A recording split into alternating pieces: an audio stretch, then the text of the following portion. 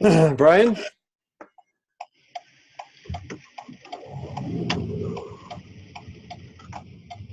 Brian's up on.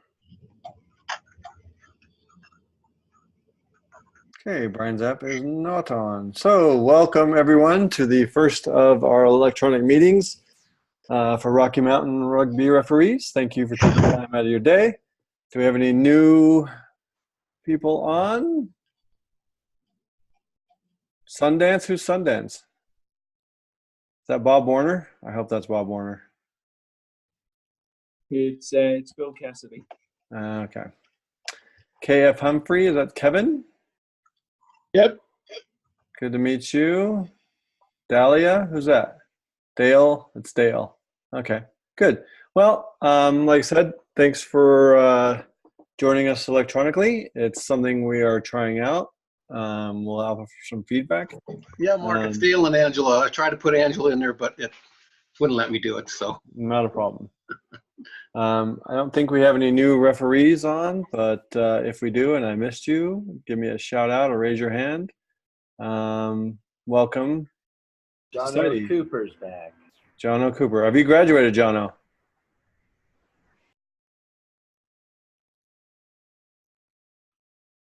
Have you graduated? Are you still going to school? Oh, he's graduated. He typed to everyone. Yes. Congratulations on graduation. So with that, is Dan on? I am here. All right, Dan. Ironically, the one month I'm in Denver as opposed to out traveling, and we did the virtual meeting. Well, so well done on that. That was yeah. Really quickly. So operations is everybody's probably seen the notices and everything I've sent out from ops. Wrapping up the spring season, I'm waiting for just a couple quick extracts, and I'll be able to send out the final bit of the money as I'm doing the audit. So apologies for the delay on that. The summer schedule is up, and it's actually kind of split in two places. So we've got Ref Up, which everyone hopefully has signed up for because it's probably the most innovative thing that we will do or ever do. You know, in the next 5 years. It's literally giving you the opportunity to self-assign your games. You get a bid for them. You get to say, this is the game I want. It provides complete transparency. So if you're not using RefUp, please start doing it. That's not just because it makes my life easier, which it does, but also it makes your life easier because you know what's out there. And you can say, I'm available these 3 weekends. Give me games these weekends. So it works really well for that. Rocky Mountain Challenge is coming. I'm still waiting on details from Rich and Bob as far as that goes. I will get it out as soon as possible. If you can keep that weekend open, which is Father's Day weekend, so 2 weeks from Saturday, past Saturday. So we're about 12 days away is all. And then on the 22nd, the next weekend, we have got the Denver Summer Sevens, or not the Summer Sevens, the Denver Sevens, which is the Western qualifier. Everyone will get games. We need bodies out there for sure. Refereeing, ARing, everything. So please get available for that. The final piece, Aspen, waiting. June 1st was their deadline to give us number of estimated games and dates.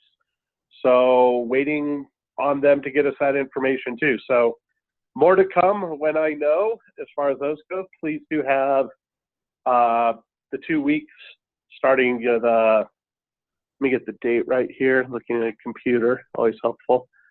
The 15th and the 16th, and then the 22nd.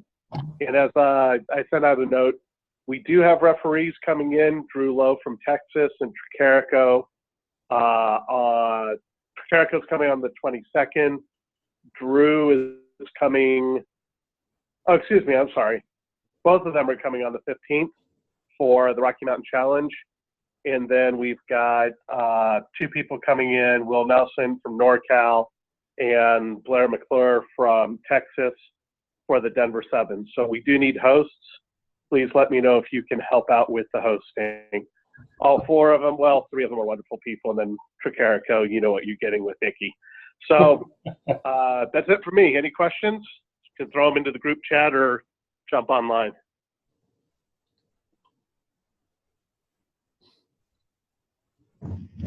I saw Paul's having issues with RefUp server. Make sure Steve knows about that. If you do have a problem with RefUp, make sure to CC or get it over to Steve and CC me on it, because I can handle it and who's the ref while Steve is working on it with RefUp.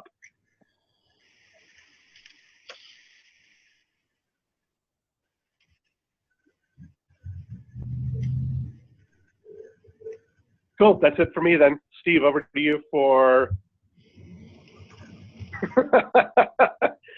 Hey, Art, I would say talk to Chris Huff about that. I think he's done both of his plus 2 knees.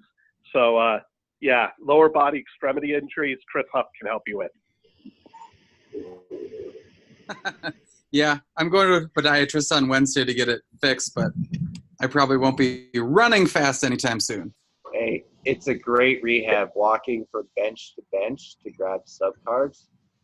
Just back and forth. Really works it out great. Yeah, I could do that. That's about it.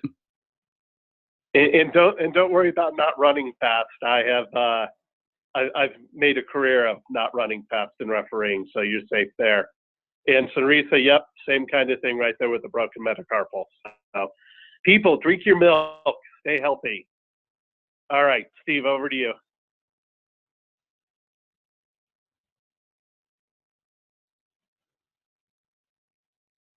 Or do we not have Mr. Gore? Hi. Can people hear me? Yes, we can. Gotcha. Yep. Right. Can you see slides that say 405 assignments? No. No. Okay. Oh, there it is. 450. Yes? Yes. Okay. Sure. Yes. Okay, perfect. So I wanted to take a little step back and review the spring season from a high level. So I just kind of looked at the, first, I guess, the amount of work that we did. So in the last 6 months, we've completed 450 assignments, whether that's refereeing, assistant referees, referee coaches, substitution managers, admins, things like that. So I think that's a pretty impressive number.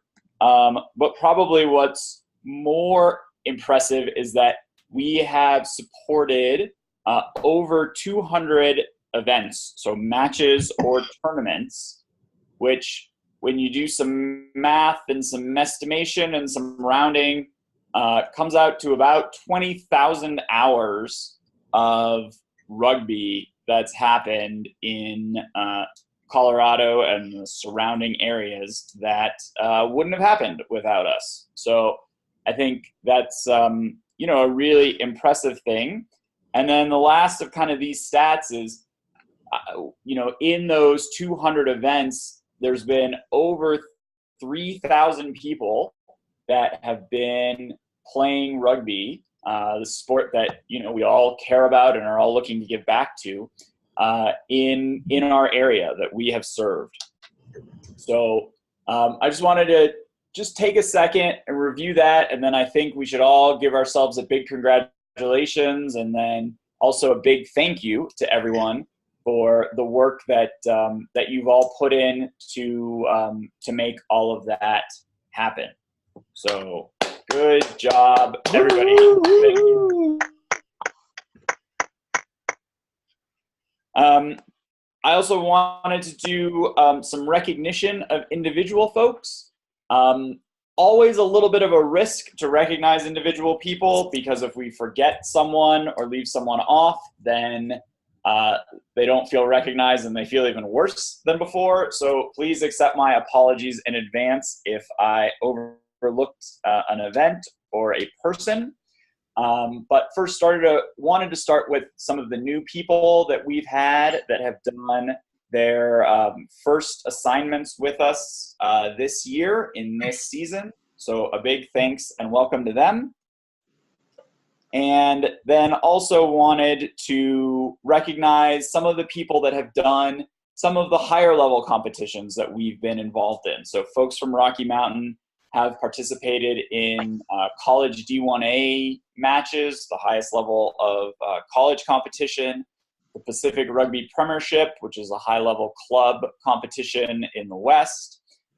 We had a number of people involved in the U.S. women's national team match here against the Barbarians, and we have a number of folks who have been involved in MLR matches, specifically here at Glendale.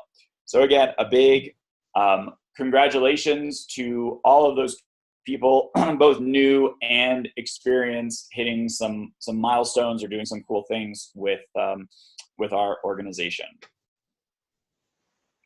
That ain't that bad. It ain't that bad. What?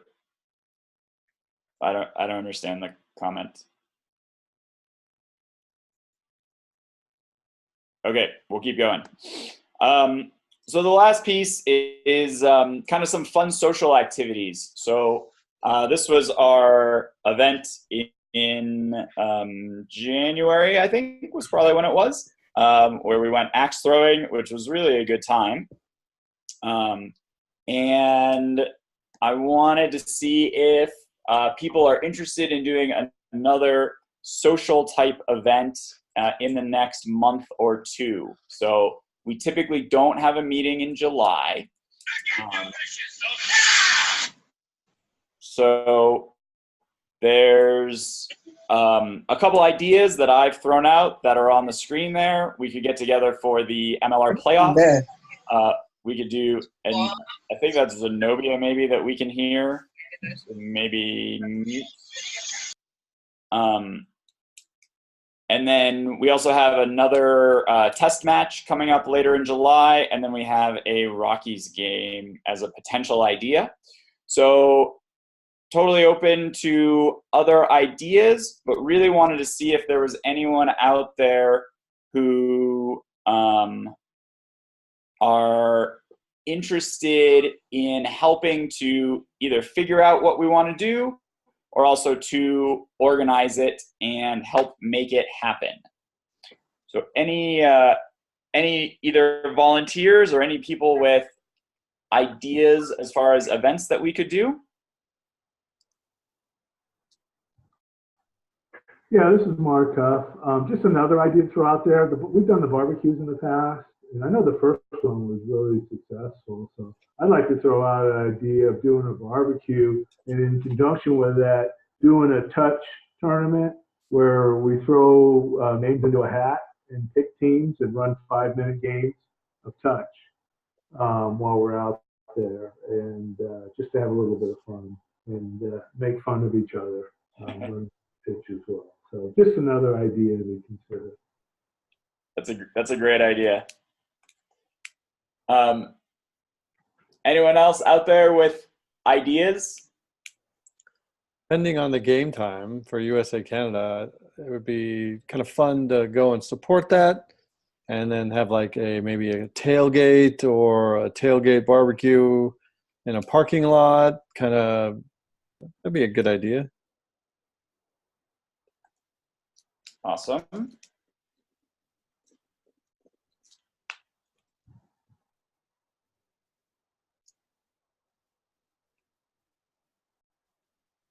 Any other thoughts? Before the USA Canada game, there's the Hall of Fame dinner the night before. We could get a table for that. Okay. That's expensive. So.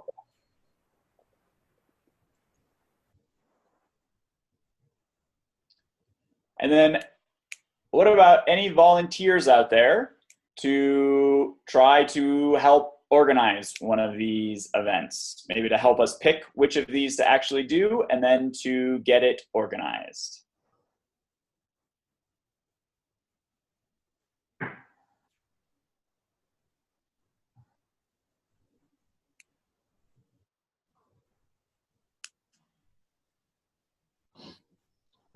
This is Jim. I'm going to be laid up with some surgery for the next couple of weeks.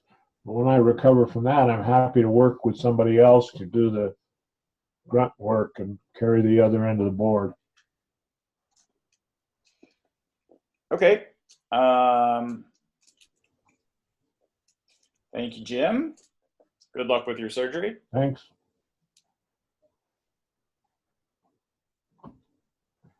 Anyone else?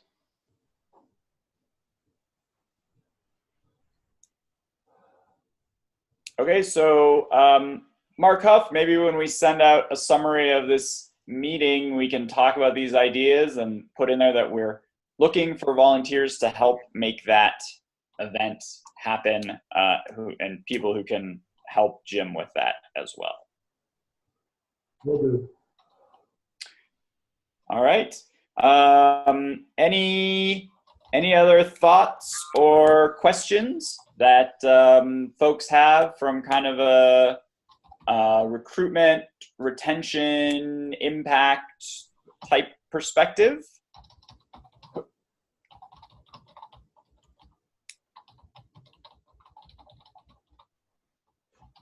All right. Thanks, everyone.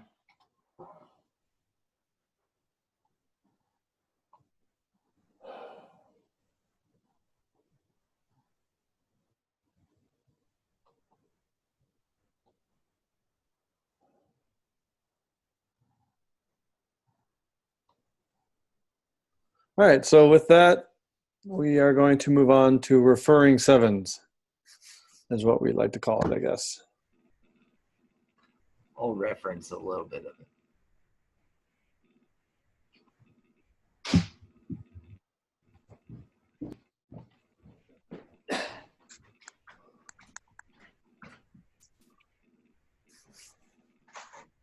Go ahead, Mr. Chuff.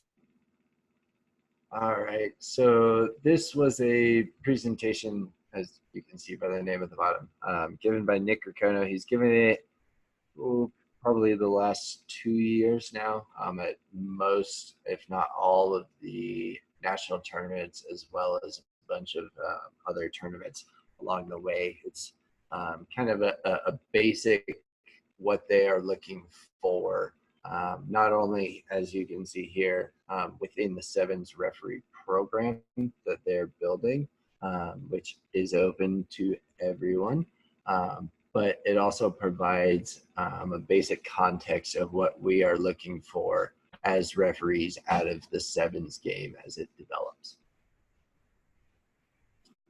So these are the opportunities that we have. LVI College Sevens have already passed. We've had numerous referees from Rocky Mountain attend those. CRCs was this last weekend in Philadelphia. We have a couple webinars coming up. We'll make sure to keep everyone in the loop for those. Here in Rocky Mountain specifically, we have the Summer Sevens qualifiers, which Gilligan talked about, which is coming up, I believe, in June, end of June, with that Denver Sevens qualifier. And as he said, that's an all hands on deck thing. We'll need everyone for that. So involuntarily, you will all, in some way, shape, or form, kind of participate in this pathway. From that, it turns into the Club Sevens Championships in August, and then just random various fall tournaments. That's kind of the pathway structure. Looking at priorities of the sevens referees and what the coaches as well as the high level selectors are looking for. These are their three main focus points going into this year: effort, positioning, and accuracy. They believe that using all these three, you will be able to correctly and properly call a sevens game using a combo of these three. So the first clip we're going to see is just a pure effort clip. This was Cisco Lopez. It was Jamaica versus Guyana. So a couple things to note here. There's a kick downfield. Cisco does not give up. He gives 100%, 110% effort to see the player knock it on there as he went to ground the ball. So that is purely an effort call. Had he not given the effort to get to the goal line and see that, he would not have been able to make that call. Just something to look at along with this. A side note is look how Cisco changed his angle. So he's not running directly behind the players. If you look, he took a side, either one side or the other, and that allowed him to better see if there was a grounding or if there was a knock-on. It's hard to see some of these things when you're staring right at the player's butt. Rather, if you have that side angle and those couple steps out wide to see, you can clearly see whether it was grounded or whether it was knock-on. So this next clip is our very own Brian Zapp, noticing his positioning. So if you run it through, and we'll kind of stop it at all the banners at the bottom. So right from the kickoff, Zapp goes, make sure he gets to 10 so that he can clearly judge the kick, make sure it's a fair contest in the air. From there, he approaches the breakdown at a 45 angle, and immediately following that 45-degree angle, his first 2 steps out of the breakdown are backwards. So he comes in at a 45-degree angle here. This is not a good example because he doesn't take those 2 steps, and he ends up too far ahead there, and it prevents him from judging a ball and line pass. So something that's very important, 3 kind of focus areas. As you can see, he got too flat and ahead of play. So something we want to be very consistent on is entering the breakdown at that 45-degree angle to be able to better see the ball and the breakdown, and immediately following that, taking those 2 steps towards the back line so that you can judge whether it's a backwards pass or judge from there, which also helps, as you saw, to better set up his positioning at the next ruck, entering at that 45. So we really, again, a focus on entering that 45 degrees to see everything, and those first 2 steps out of the breakdown hard back so you can enter again.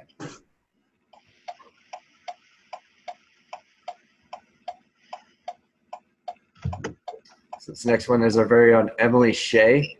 Again, just an effort and positioning allows her to be accurate at the breakdown on a call.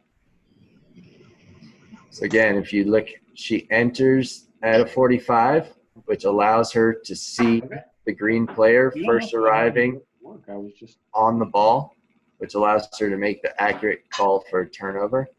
And again, immediately begins giving effort to be able to track down the players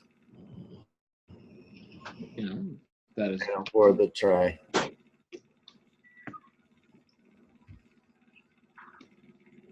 Hello, babies.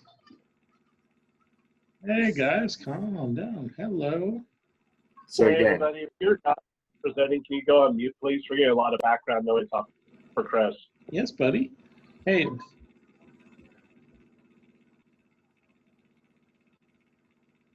so again, taking those 2 hard steps back there to get ball in line to judge. It allows her to, again, follow players. Notice, you see as she slowly comes into the frame, she's not directly behind the players. She's, again, taking that side route so that way she can better judge.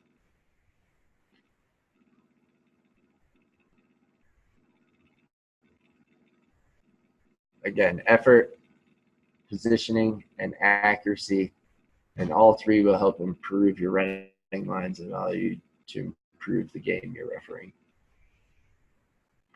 Something they're really working on this year is keeping it simple, right? So making simple, quick decisions and what they call the clear and obvious decisions.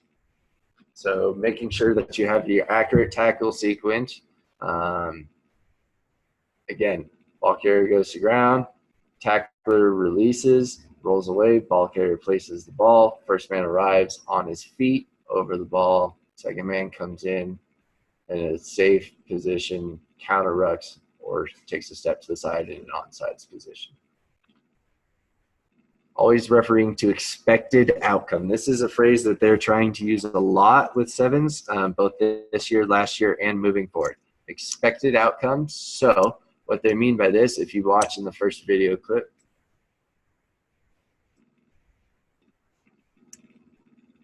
so as we roll it through, player would go to ground. He's on his feet is the first player there over the ball. Danny Barrett, if you watch here. So the England player, black, goes to ground. Danny Barrett makes a clear release. You can clearly see his hands go up. He's the first player over the ball. Thank you, Mark. Right there. He's on the ground. He's the first player over the ball. So even though he may not be directly on the ball, even though he may be wrapped around that player's body, he is the first player on the ball, arriving on his feet, showing a clear release. The expected outcome is that white will come away with that ball. Whether he rips the ball out of there and comes away with it, or whether the ball stays in there, it should be a white ball. It is clearly black not releasing the ball to the white player. In this case, at a high level, he's intentionally holding the ball in there as to prevent him from placing it and intentionally earning that penalty. Again, playing to the probable outcomes. This is a little bit hard to tell, so there's a dark blue jersey, 2 players in the white stripes over the ball. The player was surrounded with no defenders, 2 players, both on their feet, over the ball, entering through the gate. The expected outcome is that the stripes will come away with the ball. If they don't, something is incorrect here. Either they need to come up with the ball or come away with the penalty. It's the expected outcome. It's the referee. In this case, if you look, the blue player actually comes in from the side and clears out these players from the side to prevent it. So either way, again, it should be a stripes ball. That is the expected outcome from this run.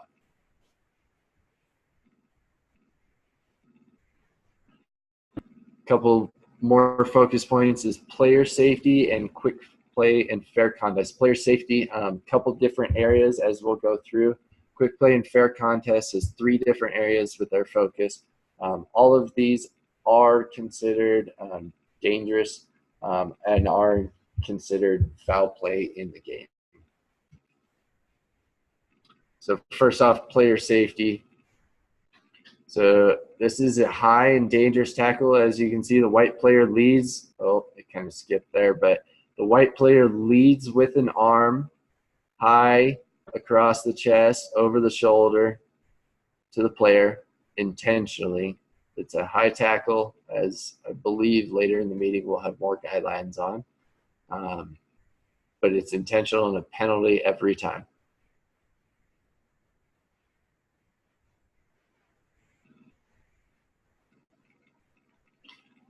This next one is a contest in the air. For a contest in the air, something and a key phrase they're keying in on is a realistic position to catch the ball. So if the player is never in a realistic position to catch the ball, as the white player is here, it is foul play and should be called as such. If you let it run through, it's got a good replay. So he played the player in the air. Here you go. So he never looked for the ball, had no intention, was never in a realistic position to catch the ball, was solely playing the player in the air, and therefore is foul play and should be called as such. This next one is finishing off after the try. If you watch, the try is clearly grounded by the Air Force player. She has every opportunity to avoid the player and instead makes the decision to intentionally run into the player after the try has been grounded. She has the opportunity to decide otherwise, does not. This is foul play. Can anyone tell me, with raising of your hand or just getting out, like, how would you handle the restart of this play?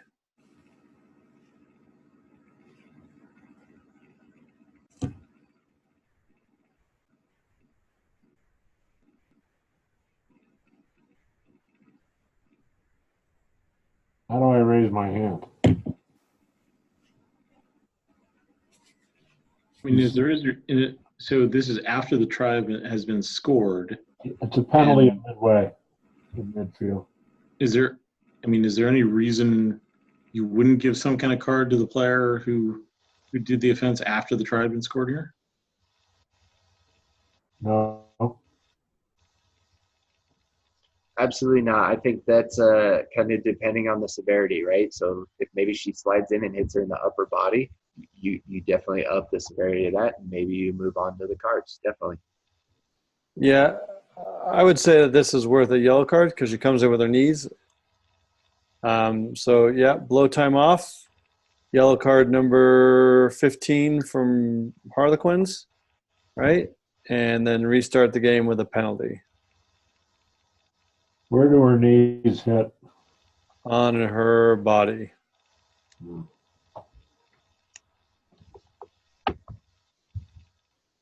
To me, that's, if she just fell on her, maybe penalty only, but with her knees coming in, that's pretty dangerous. I have no problem with you guys issuing a yellow card for that.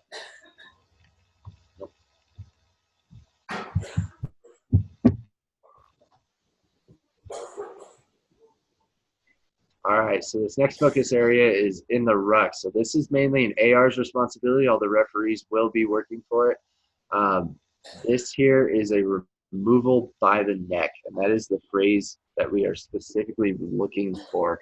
So if you watch as it rolls through, the white player is in a good position over the ball. The black player intentionally takes his left arm, wraps it around his head, and clearly cranks on the player's neck to try to remove him from the breakdown.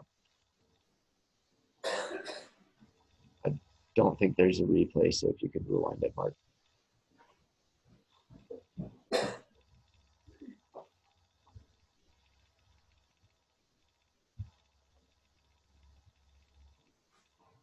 Maybe there's. All right, so the white player's in a good position there. The black player clearly latches around his head and removes him by the head and neck. If the player goes around the body underneath the armpit there, absolutely no issue. Since he chooses to go around the head and neck and removes the player by his head and neck, it is a penalty, foul play, and possibly a yellow card. In this case, I do believe they give a yellow card. It's actually great AR and referee communication, although we can't hear the audio.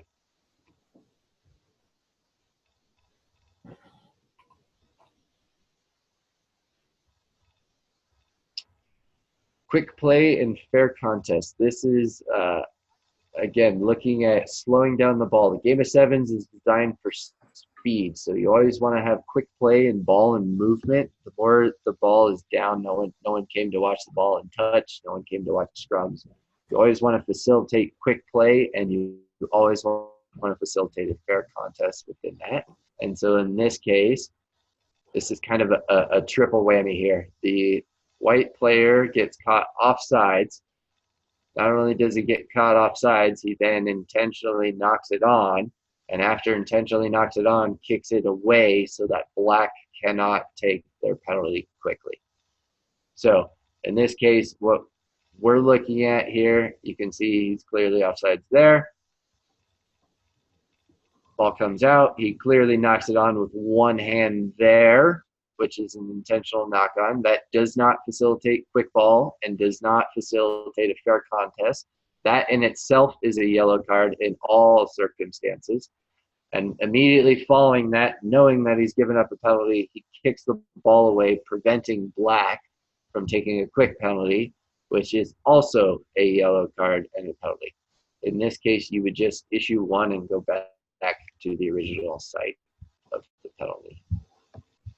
However, these are things that you immediately need to be looking at following blowing a penalty or any other scrum or lineouts or anything of the like free kicks. So in this case, this is a clear example of what I just talked about, the intentional knock-on. So in this case, white is going to make a pass to his player who's all alone in the gap. Red sees it, sticks his left arm out, and intentionally stops this legal pass right there. In doing so, he knocks it forward. All this is doing, this is not facilitating quick and fair play. Therefore, it is immediately a yellow card. Both the players know it and the commentators know it. In this clip, if we had audio again, you could hear the commentator right away go, uh-oh, as soon as he sticks the arm out. So it's something that at all levels we are trying to get out of the game, as it's neither fair nor facilitates quick play.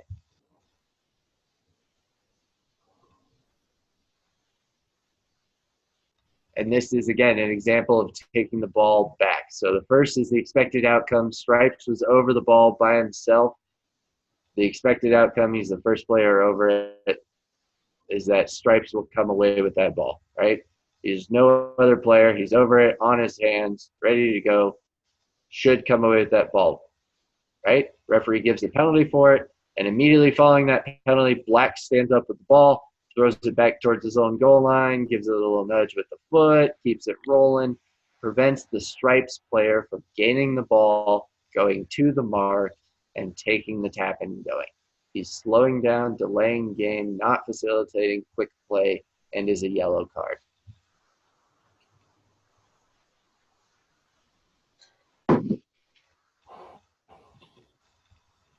So Art asked a question, is an automatic yellow card for a deliberate knock-on in 15s as well? And it's not an automatic for 15s. There are some instances, Art, where you could, in the process of tackling, you could punch the ball out. It may be a scrum, but also like you kind of have to judge it as scenarios. Like if you come around with a wide arm to kind of get that ball. A lot of the MLR teams do that pretty well, and it's probably a penalty only. But if you're in an isolated situation and you just reach out and you knock that ball down, it's probably going to be a yellow card. So like in a realistic position to catch the ball in a contest in the air, your decision factor should be are you in a realistic position to catch the ball from the knock on, from like that intercepted pass? Like I know you were trying to go for intercept try, but were you in a realistic position to catch the ball, or did you just throw your hand out there in an attempt to disrupt the play? So it's not so automatic as it is in sevens, but it's very similar. Again, like with all foul play like this, if you're one off from the correct sanction, we're okay with that. And if you're issuing a red card for an automatic deliberate knock-on and it should be a penalty only, we'll have to adjust your standard. And if you're going scrum and it should be a yellow card and penalty try, we'll have to adjust that standard. But if you're one off it, we're okay with that. Cool, thanks.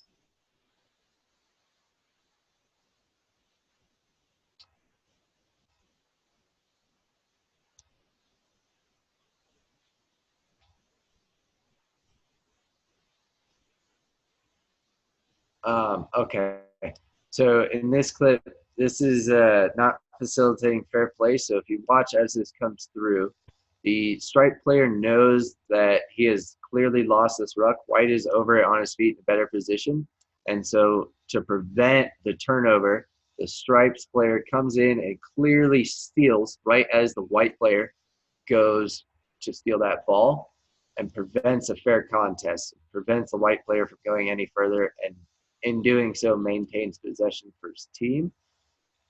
Brilliant move by the player, however, very illegal, and something you need to recognize as a referee, that is he coming into that ruck to keep possession for his team in a legal manner. In this case, he's going right to his hands, sealing it off, preventing the white player from earning that turnover.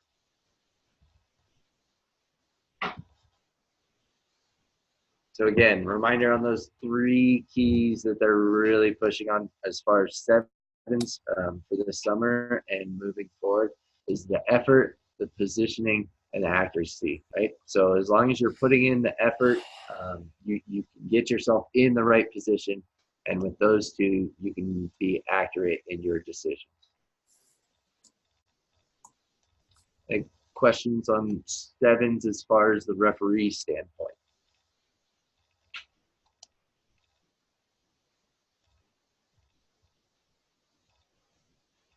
All right, thank you, everyone.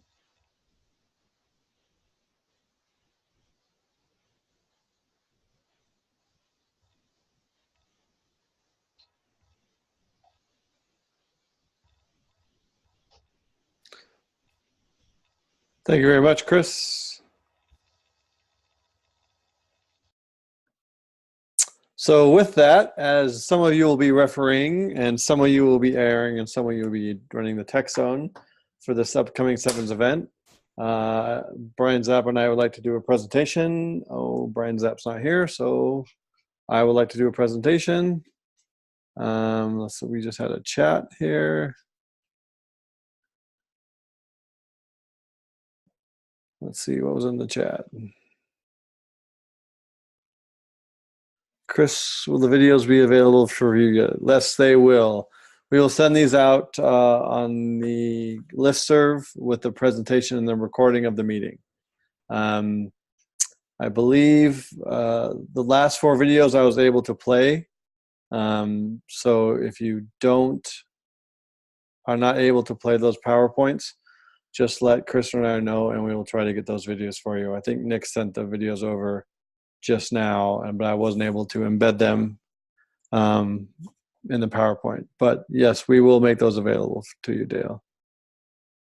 So a lot of you who were at a meeting a few months ago when we did this active kind of role play where we watched, we let an AR watch the clip and then be able to communicate the infringement to the referee who did not see the clip and see how effective you guys were. And it was a very extremely powerful learning point, and I hope a lot of you got some takeaways. So if you remember that and you remember these clips and you've been practicing, this should be no problem for you. So we have a series of 10 clips, and I apologize that they're not sevens oriented, but they are some pretty clear foul play. And what we'll do here is we can, I can pick some people and we'll run the clip, pick some people, and sorry,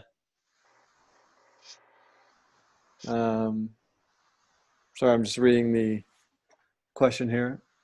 What is the standard people apply dealing with foul play from a non-AR qualified individuals? Touch judges situations. Okay, so in order to call foul play as a sideline official, you'll need to be a certified assistant referee, which there are 2 courses online through USA Rugby that you can go and take those. So if you show up and you have a guy running touch with a beer in his hand who's from the club and, you know, with his t-shirt off, hooting and hollering, and decides he's going to call him foul play, we don't accept those. So that's a touch judge. So a touch judge's only job is to run touch, judge kicks a goal, and judging touch in goal. However, if you're a certified assistant referee, then yes, you are qualified to run touch, judge kicks a goal, touch and goal, and help with clear and obvious foul play. As always, when the referee sees it, you would like them to lead the discussion, but this is going to be under this little practice here we're running is going to be under the guise of the referee didn't see it, and you will make a call using the least amount of most effective words as possible, giving them the most amount of information that's pertinent with the least amount of words, and making it simple. So for those all of you, yes, there is a referee certification quality for AR certification. Is that what you mean, Sonrisa? Oh, no, is a referee certification qualified as an AR cert? Exactly. Yeah, I would say that is. I also would say, you know what, just go get your AR certification as well, because it's always good to be continually educating yourself. But yes, as a certified referee, you're probably all qualified to run AR. But it also wouldn't hurt to go get that. If you need help, we can probably send out those links in the meeting as well, in the meeting summary. Okay? So I think what I can do is I'll take a look at your participants and I'll just call some people out. I think the people on the phone will struggle. So we only have 1 guy on the phone for right now, maybe 2. We'll struggle to get there unmuted. So I'll just kind of pick people at random. As always, I am the referee, so just go ahead. Hey, Mark, I have whatever you want to say. So whenever you're going to direct something, say, hey, Mark, this is my call. Okay. So we'll kind of run through this really quickly. Usually, as you're an assistant referee, you should have some pre-match guidance of some things that the referee is looking for. Like I said, if the referee sees the thing, he'll lead the conversation. But as an AR, like, own the decision. Like, if you saw a clear and obvious foul play, there's a typo there. If you saw a clear and obvious foul play, just back yourself and be confident on the decision, right? And by doing that, you will build trust in the team of three.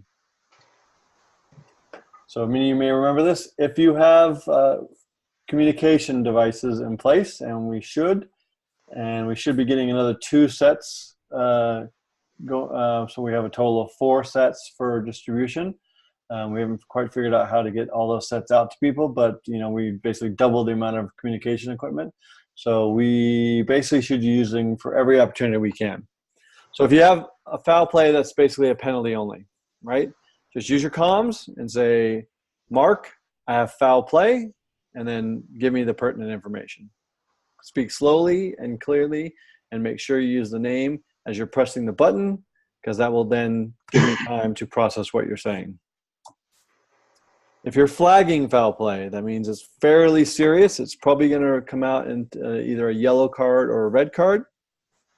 And then if you have unacceptable behavior in the amount of foul play, that the game has gotten out of control, or someone has seriously done something to the other player, then you would say, Mark, I have serious foul play.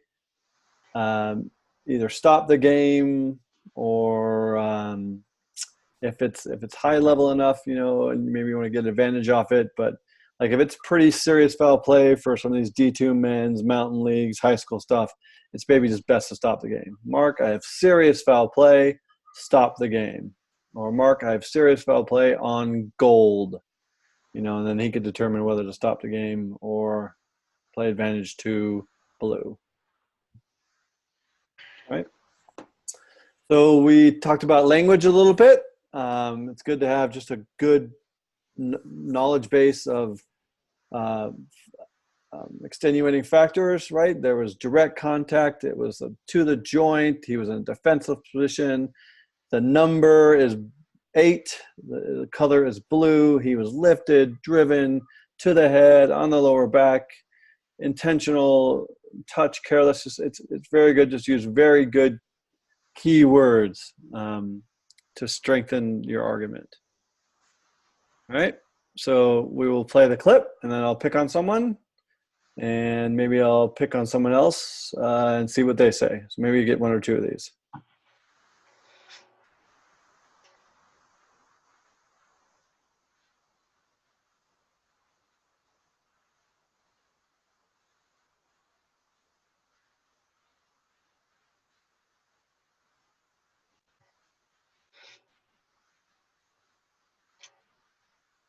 Okay, Donnie, have a go. Hey, Mark, I have foul play. Green 14 was preventing white from trying to get to that ball. Good stuff.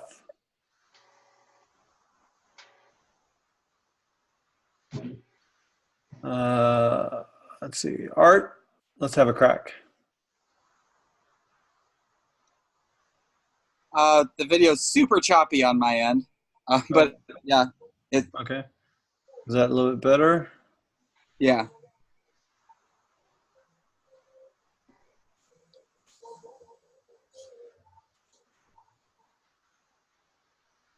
Yep. Okay, what would you say? Green. I would say just penalty, no card. Okay. So I think those are both good. Those are good, short and concise. If we all kind of listen to what Donnie said, the white player, the green 14 prevented the white player from getting the ball, or what do we call that in other terms? Say it. Go ahead. Who's that? Obstruction. Yeah, green 14 obstructed the white player from getting the ball. Or green 14 obstruction. Happy days. Good stuff. Yep. So the outcome would be a penalty on 14. So we wouldn't flag it, use our comms only, and that was good stuff by Donnie. Now they'll get a little more tricky.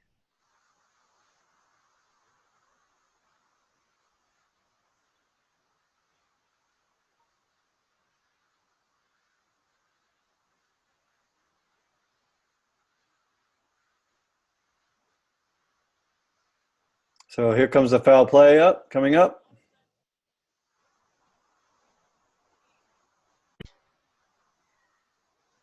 So for those of you who have a choppy video, we'll just kind of go through this a little bit, give it away, make it a little easy.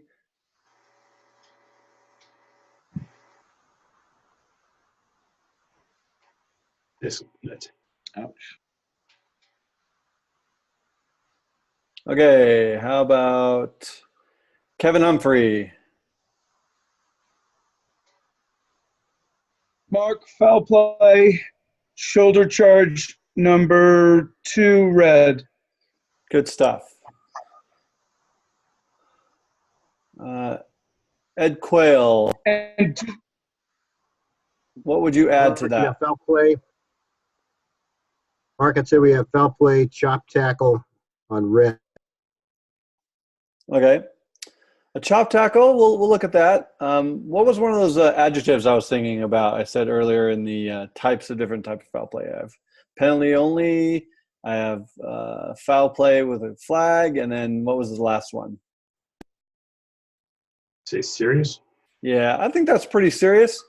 Pretty direct contact with force to the head of the blue player. By saying those words, that would kind of lead me to a red card, right? So, Mark, I would add then it was a deliberate charge, strike to the head. Yeah. Deliberate contact with no arms, with his shoulder to the head. Yeah, with force. Good stuff.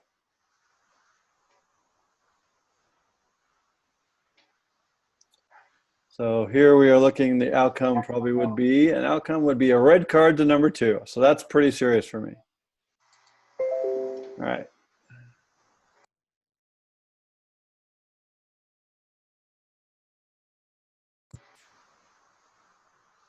So here we'll just kind of play this again for the people with bad internet.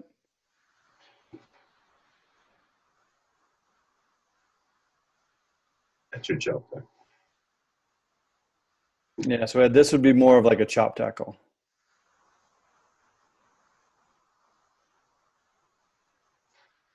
Okay, who do we got? Let's go Zenobia.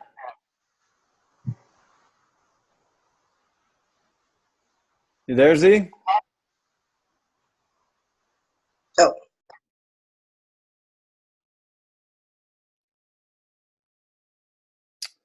Okay, how about Mike Bloy?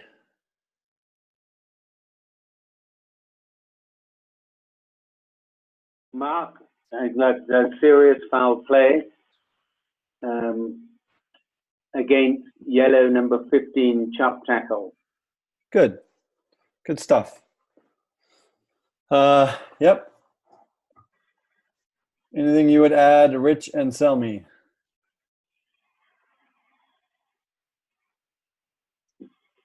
What was that, Mark? Sorry? I would just add to reinforce that it's a no attempt to wrap. Yeah. Yeah. And then I would wait for you to ask you'd ask me what my recommendation would be, but that would come from you. So, Mike, you said it was serious. In this type of scenario with a chop tackle, what would be a escalating factor that you would use the word serious for? In that the angle of the body of the player, he was reasonably upright. I mean, he wasn't completely horizontal, and that by going at the knees, it could cause serious bodily damage to the Irish ball carrier. That's perfect. So he targeted a joint. So if he got him and he got him mid shin or got him in the thigh, yeah, it's probably a yellow card. But if he just targeted a joint like a knee, yeah, then I would really look for an escalation to a red card. Yeah. Hey, Mark, can I ask Yes. a newbie question? Absolutely. Is the fact that they're basically defending in front of their sticks an aggravating circumstance? Well, it would be if there was no coverage, right? So if it's a 3-on-1 and this guy does that, then maybe you would think about penalty try. But in this scenario, you can see that there's 1, 2, 3, 4 covers. Now, honestly, this is where you're going to see this a lot, especially when those pillars line up within a 4-point stance and they're attacking and they're kind of crash ball, crash ball, crash ball, is you'll see this kind of behavior a lot. Right? So just going to the ground, throwing themselves at the bodies with no intent to wrap, we got to remove that from the game. So the outcome here would be, a yellow card to 16 gold. Okay. Oh, sorry, we had a chat real quick. Joe said not a flying wedge. Okay, for whatever that was a reference to. Thank you, Joe, for answering that. Let's carry on.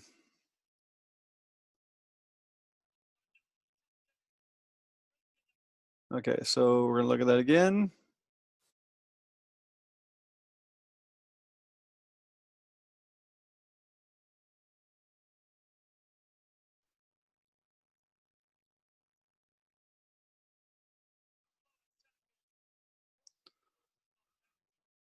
All right, let's go with Stephen Gore.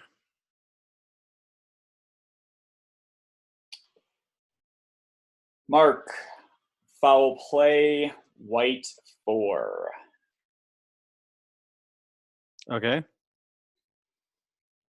Just general foul play. Good stuff. Paul, anything you want to add? Paul Pettit? No, I would stick with foul play, and then if asked, I'd say the tackle started at the chest and went up to the head. Okay. So if I come over here and go, Steven, what do you got? What would you use to describe that? Say white 4 made contact with the ball carrier's chest and then slid his arm up to the ball carrier's head and completed the tackle. Okay. Paul, anything you'd want to add? No, I would not. That's pretty spot on. Good. Good stuff. I think the sanction on this was penalty only, but again, with being only one off, like I said, no problem with it. We escalate that to a yellow card. This is a tough one here. He seemed to not wrap below the arms. He kept it chest and higher, or higher than the chest. Should we go back and play it a little bit?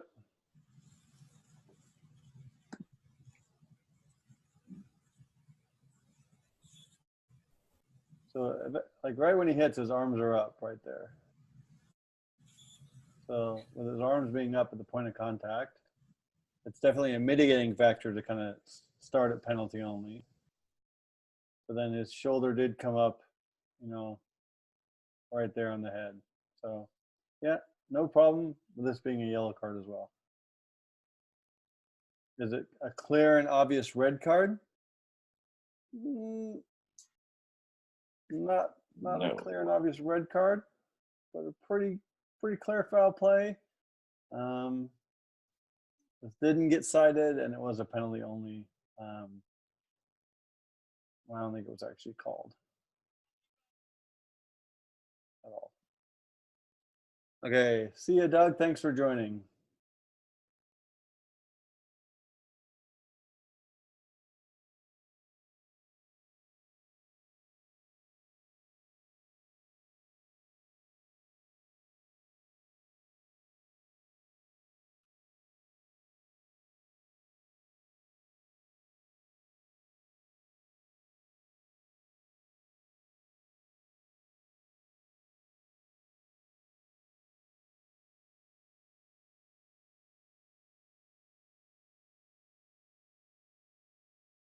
Everybody getting the video?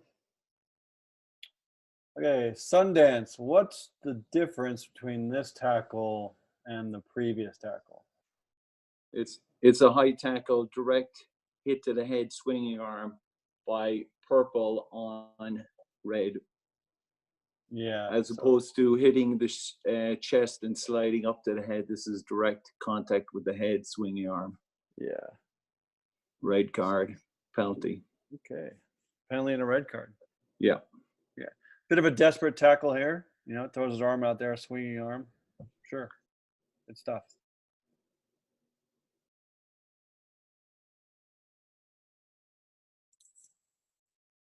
Yeah, sorry, it's hard to hear me. I don't know if I could turn my volume up or not. I'll try and speak a little louder. So the outcome is a yellow card for 7, but like I said, 1 being off, you know, I have no problem with that being a red card if you got a clear shot of it. But the recommendation would be yellow card here. Mark, just on that before you leave it, if you look at the reaction of the ball carrier, and that his head snaps back, and his back is actually bent backwards, so he's making contact with the head.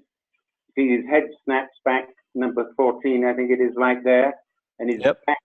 So he's going in with force. That didn't happen by himself. The tackle is going in with force. Correct. Good catch, Mike. In high with force, then shouldn't the recommendation be red? Yeah, could be. Could very well be. Like I said, not a problem with high Mark, with force, direct contact to the head. So Mark, was the result a yellow card, or is that your view of it being a yellow card? So the consensus from the kind of group when we presented this, this was a yellow card, because maybe it starts right here on his chest. But like I said, like on the best case scenarios, right? If you take the best performance viewers in the world, if you take Jim, Peter Watson, all these people all watch the same amount of clips, they're only going to agree about 60% of the time. So again, guys, we're not saying that this is the correct answer. We're just saying that if you're near the correct outcome, we will back your play. So that's the great thing about rugby refereeing, is everyone has a standard, and hopefully the consensus is that 60 of us agree that this is either going to be a yellow or a red card, and that if 60 of us only agree that it's a penalty only, then maybe we need to adjust our calibration. So Mark, there was a comment someone made, a question: would this change under the new guidance? Yeah, potentially. I can't say, you know, I don't have Elaine Roland on speed dial, but it is likely, right? Okay, thanks. Mark, can I just offer one other thought on that? Sure. Not about yellow versus red, but as ARs, when we are providing information to referees, we don't want to provide a recommended sanction to the referees unless they ask us for one. So I think that's where kind of these keywords that Mark is saying are important. You know, things like serious foul play, direct contact to the head, swinging arm. And I think those were really good in the call-ins that we were simulating. But unless the referee asks for a recommended sanction, don't offer to them this is, you know, it's a red card or it's a yellow card or penalty only. It paints the referees into a corner where they don't have a lot of options. Steve, that's a very great point. Thank you again for that. Sorry, I forgot about that. We did have a couple calls in MLR, some of the games that you can go back and watch, and we had, you know, I have a red card report, or he hit him in the head, it should be a red card from the AR, and it's like, whoa, you know, let's lead the referee with good use of words that will lead the referee to that decision, right?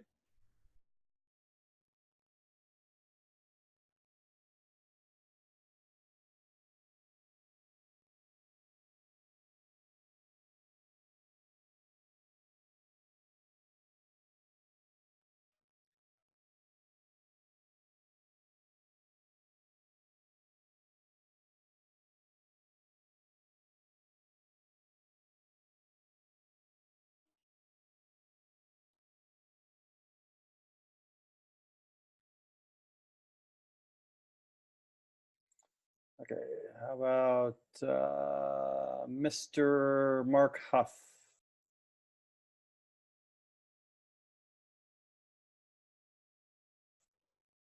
Mark, I have foul play, contact in the air, yellow. I didn't get his number. Katie Roth. By the time I called it in. Sure. Katie Roth, what would you like to add to that? What's that? Katie Roth, what would you like to add? Yeah, so same thing. Mark, foul play, dangerous play in the air. The player landed on his head or neck area. Ooh, okay. Head or neck area. Let's take a look at that. Or at least upper back. Upper back. So that, to me, that's leading to a high sanction, right? I believe so. Yeah, see, Mark, I think this would be, I mean, I didn't see any signs of like really intentional like negligence, or I guess I would call it like attempting to do bad things in here. So I agree with the yellow, but I think it was accidental. Yes, he came down. It was dangerous, but I don't think the yellow player really was trying to have that result. So I don't know how we weigh that. Okay, so let's go through the kind of scenario of contest in the air. So both went up in a contest, right? Same height. Was Gold in a realistic position to catch the ball? Probably. Not a problem. But then see his arm come down on the body right there and pull that player down. That is an extenuating circumstance for me that I would call in foul play. Right? Katie, it does look like he lands near upper head and back, but it's also a pretty good shot just landing on the back. So the majority of his body lands on the back and not on his head. I mean, if he was really upended, then yeah, I would go definitely with the upper back. But this is like low, lands on his side and back, and he was 14. So I don't know how much we watch rugby or how often we are ARing for the same teams, but we do, those in MLR should know that John Ryberg wears 11, and then if you AR for MLR a couple times, that you would know that you would recognize John Ryberg. So I know it's kind of tough when you're ARing high school and D2 men and but just kind of get to know your players and your wings and your positional players if we ever do get that. Like if you're studying film and kind of watching players, you would kind of have a know of who players are. So the outcome on this one is the outcome is a yellow card to 15. Nice, we're in 15 today, not a wing. Okay, let's I think we got one more here.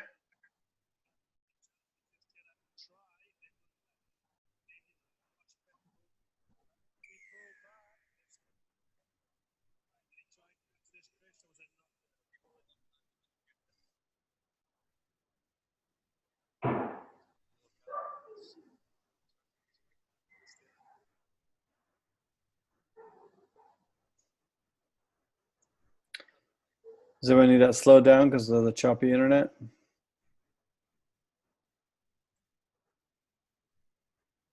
So let's go to the chat real quick. And don't guess a player's numbers. Think about some of the identifying each. Yeah, good stuff, Steve. Like you can't see the numbers, or the numbers are too clearest, but he was wearing yellow boots or a scrum cap, or he was the really the miscolored shorts. The guy with his unchucked jersey has one sock up. Like whatever you do, you can identify. So John Kenny, let's give you a crack at this one.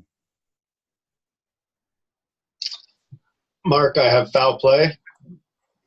Deliberate knock on I think it was 13 blue. Okay. Who else have we not called on? Dr. Mike. Anything you would like to add? If I was asked by you, Mark, would say what was the likely outcome of that, and if it wasn't a deliberate knock forward, the likely outcome would have been a try.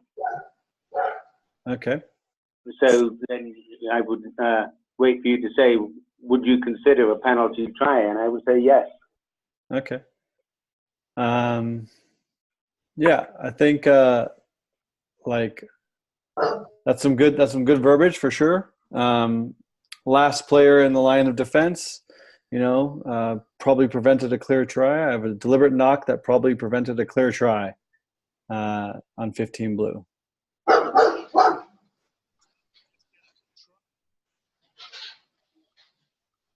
So penalty try and yellow card to number 10. Oh, we got one more here.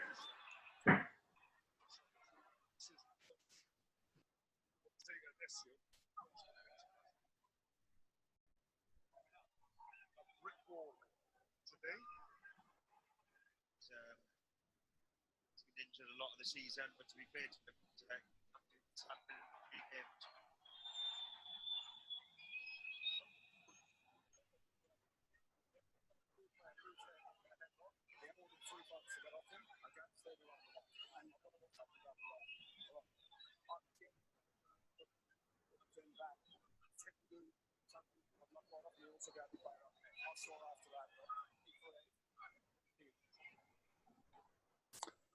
Yeah, so just with that conversation, that probably led to a red card to 8 or 10 blue and a yellow card to 8 red. That's correct. Sorry, was the Wales player that pushed him, right? And the blue player that choked him out.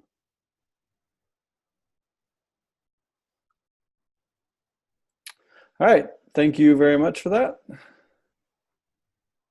Let's go to the share. Let's see what we got left on our agenda. Yeah, good stuff. Stephen?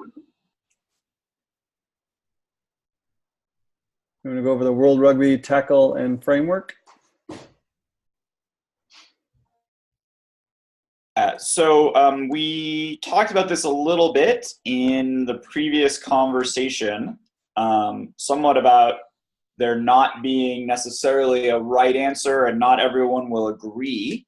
And so World Rugby has come out with a decision-making framework for high and dangerous tackles to try, I think it's honestly to try and make our jobs easier and to provide more consistency amongst referees and assistant referees. So I'm not going to read this to you or walk you through it now, but I want to make sure everyone is aware of it. If you go to our website or if you go to our Facebook group, you can find the links to the World Rugby PDF, which is what I'm showing here. You can find a video that World Rugby has produced and some other content that they've made about this. And so I would really encourage you to take a look at it and spend some time thinking about how World Rugby is trying to direct us as far as sanctions for dangerous play. And then also think about it in terms of some of those key words that we previously covered and maybe what are some of the ones that will be different and are included in this framework so that you can help if you're an AR or even if you're a referee in explaining and selling the decision that you're making.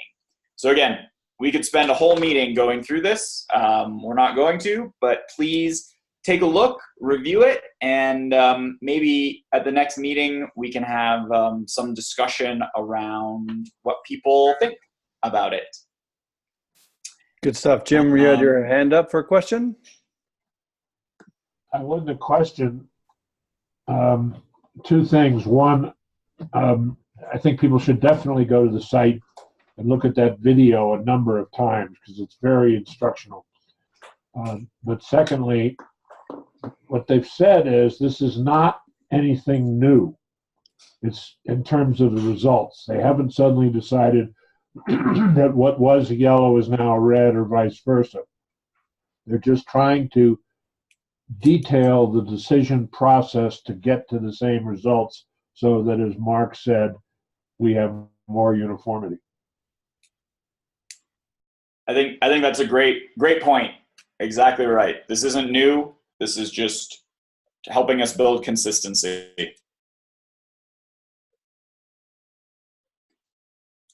Any other questions or comments on this? Yeah. So in the agenda I sent out early this morning is also the link to that. So you guys have it there as well.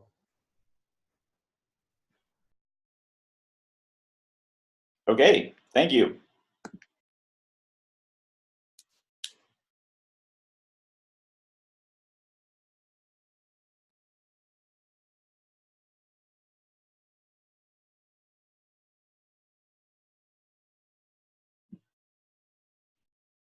And that's it on tackle framework.